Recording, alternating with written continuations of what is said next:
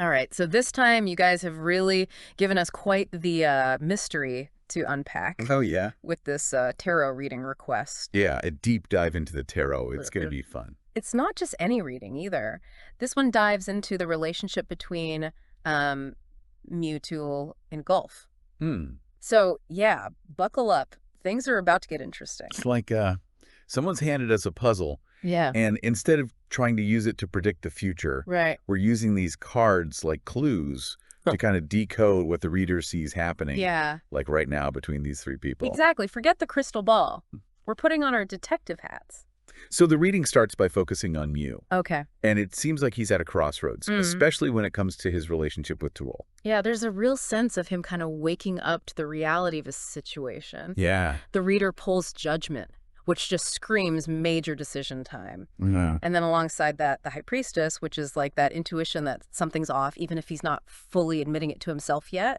Yeah, that nagging feeling we all get sometimes, right? Like, something's not quite right here, but Yeah. maybe we're too scared to really face it head on. Totally.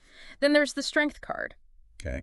It's interesting because it points to his resilience, like Mew's resilience, Mm-hmm. but also maybe holding back his own needs Yeah. for the sake of the relationship. Almost like he's trying to keep the peace, but at what cost? You know? Right. Is he sacrificing his own happiness?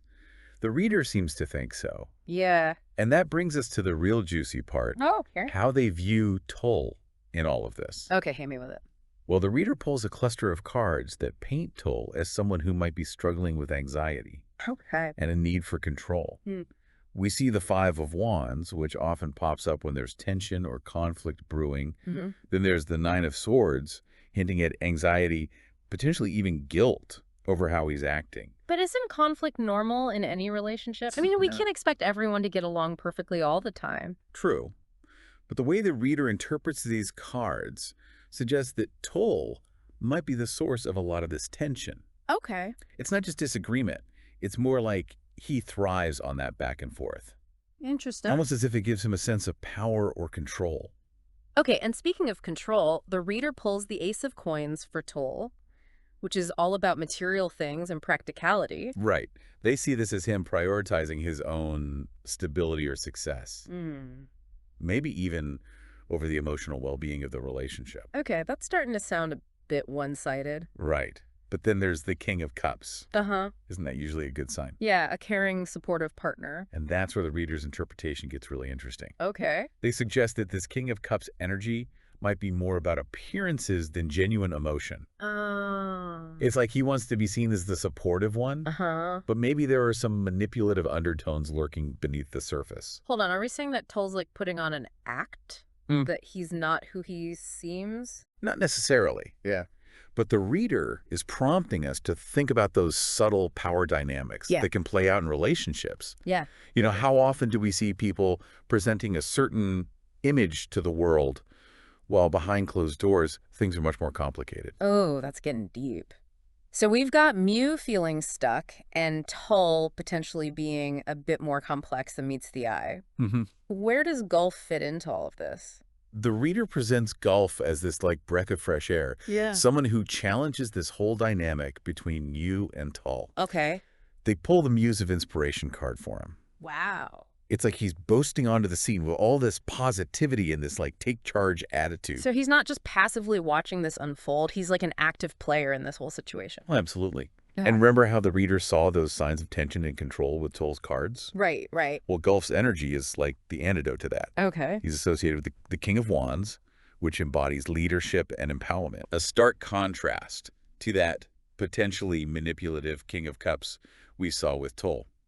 So we've got these two kings both relating to Mew in different ways, Right. but representing totally different approaches. Exactly. It's Oh. like the reader is highlighting these two different paths that Mew could take. Yeah, With Tull's King of Cups, there's that potential for emotional manipulation, right. from Mew being molded into something he's not. Yeah, But with Gulf's King of Wands, yeah. it's about encouragement and inspiring Mew to be his true self. Okay, I'm starting to see the contrast here, but haven't we already talked about the Five of Wands card and conflict? Yeah. What's the connection with both? Here's where things get really fascinating. Okay. Remember, both Mew and Tull drew the Five of Wands, highlighting that conflict in their relationship. Right. But for Mew, it's internal. That struggle between what he feels and what he's actually doing. Right. Tul, on the other hand, seems to externalize that conflict, Okay. almost thriving on the tension it creates. Right? Like two people speaking different languages when it comes to handling disagreements. Precisely. And Gulf's arrival, with his King of Wands energy, throws a wrench in that whole dynamic. Interesting. The reader sees him as disrupting the power balance, Okay. offering Mew a way out of that cycle of conflict. So Gulf's not just a passive bystander. He's actively shaking things up. Yeah. But could that backfire? I mean, even if he has good intentions, Sure. isn't there a risk that his involvement could, like, make things worse? It's definitely a possibility. Yeah. And that's what makes this whole situation so complex. Right. We're dealing with human emotions. Yeah. And there are no guarantees about how things will play out. Of course. But the reader seems to believe that Gulf's influence is ultimately a positive force for Mew. Okay. They see him helping Mew to break free from that tension and make choices that are aligned with his true self. Okay, so Gulf is the disruptor, the catalyst for change. But how exactly does he do that? The reader suggests that Gulf empowers Mew to stand up for himself, to trust his own instincts. And remember that High Priestess card we talked about earlier? Now suggesting that Mew's intuition is trying to tell him something's not right. Right. That nagging feeling he's been trying to ignore. The reader sees Gulf as helping Mew tune into that intuition to finally listen to that inner voice. So not only is he, like, shaking up the external dynamics, but he's also helping Mew connect with his own inner wisdom. Interesting. And the reader goes even further, suggesting that Gulf might be taking concrete actions behind the scenes to support Mew. Ooh. Although they admit that this is speculation on their part. Okay, so we've got, like, secret moves being made. What kind of actions are we talking about here? Unfortunately, the reading doesn't get into specifics. Okay. But it paints this picture of Gulf as a strategic thinker, someone who's carefully maneuvering to help Mew break free from a situation that might be holding him back. It's like a chess game. Right. With Gulf making calculated moves to shift the power balance? Exactly. And the reader believes that Mew has the strength and the insight to make a change. They even offer some pointed advice based on their interpretation, Wow. suggesting that anyone expecting a wedding between Mew and Tul might be in for a surprise. Wait, are we talking about a love triangle here? Is the reader hinting that Mew might choose Gulf over Tul? They don't explicitly say that, but they definitely see Gulf as a healthier alternative for Mew, someone who encourages his growth and authenticity rather than trying to control him. Wow, okay, things are getting complicated. But that takes us back to that initial point, Mew's at a crossroads. Right. And based on this reading, it sounds like Gulf's presence is playing a huge role in which path he chooses. Okay, so before we wrap up our deep dive into this fascinating tarot reading, I think it's important to remind everyone that, we're not here to endorse tarot or fortune-telling or anything like that. Right. We've just tried to understand how this reader is using the cards to paint a picture of this complex dynamic. They've woven a narrative based on their interpretation of the cards, offering this really unique perspective on the motivations, the fears and the desires that might be at play here. And, while we've been careful not to take any of the, predictions as gospel or anything, Of course. it's been a fascinating exercise in just analyzing their logic and how they connect the dots using these symbols. It really highlights that human need to make sense of the world around us, Totally. Whether we use tarot or logic or intuition or some combination of all those approaches, Right. we're all kind of constantly searching for meaning, trying to understand ourselves and the people in our lives. This reading in particular brought up some, pretty universal themes. Yeah.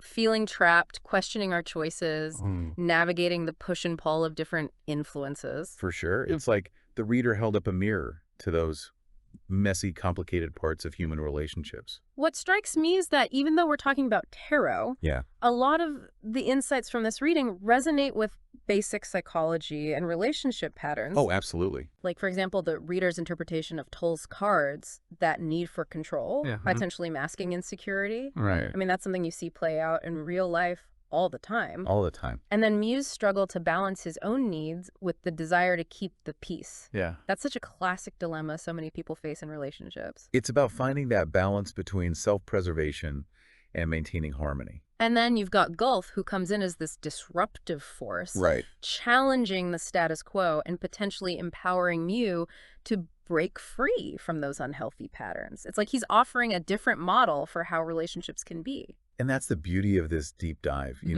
It's not about the accuracy of the cards themselves, Right. but the deeper themes they evoke.